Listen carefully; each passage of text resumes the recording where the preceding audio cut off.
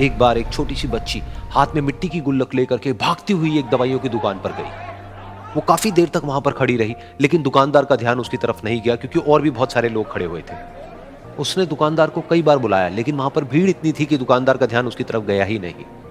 और फिर उस बच्ची को थोड़ा सा गुस्सा आया तो उसने अपनी मिट्टी की गुल्लक लेकर के वहीं काउंटर पर जोर से रख दी, जिसके बाद में जो दुकानदार था और जितने भी लोग खड़े थे वो सब उस बच्ची की तरफ देखने लग गए।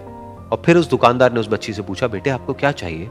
तो वो बड़े ही भोलेपन से बोली कि मुझे एक चमत्कार चाहिए। ये सुनकर के दुकानदार को कुछ समझ नहीं आया, ना ही वहां पर जो लोग थे उनको कुछ समझ में आया, और सब उसकी तरफ देखने लग गए। फिर दुकानदार ने बोला, बेटे चमत्कार तो यहाँ पर नहीं मिलता है। तो बच्ची को लगा कि वो उससे झूठ बोल रहा है, तो बच्ची ने कहा कि मेरी गुल्लक में बहुत पैसे हैं, आप बताओ आपको कितने पैसे चाहिए, लेकिन मैं आज यहां से चमत्कार लेकर के ही जाऊंगी।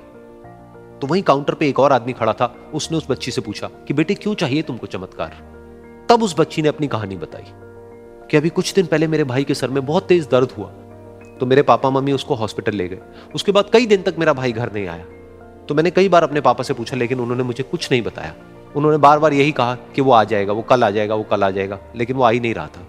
तो मैंने देखा कि मम्मी रो रही है। अब पापा मम्मी को कह रहे थे कि उसकी दवाइयों के लिए और उसके इलाज के लिए जितने पैसे चाहिए उतने मेरे पास में नहीं है, अब उसको कोई चमत्कार ही बचा सकता है।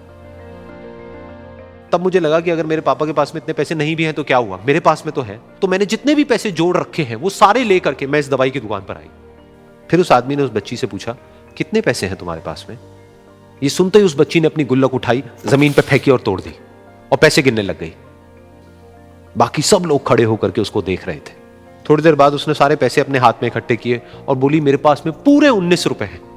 वो जो आदमी वहां पर खड़ा था वो थोड़ा सा मुस्कुराया और बोला कि अरे तुम्हारे पास में तो पूरे पैसे हैं, इतने का ही तो आता है चमत्कार। ये सुनकर के वो बच्ची बहुत खुश हो गई और बोली कि चलो मैं आपको अपने पापा से मिलवाती हूं।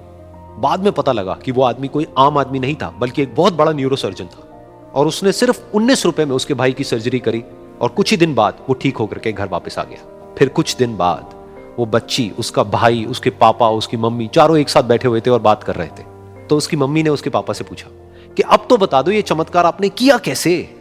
तो उन्होंने अपनी बेटी की तरफ देखा और बोले, ये चमत्कार मैंने नहीं, इसने किया है।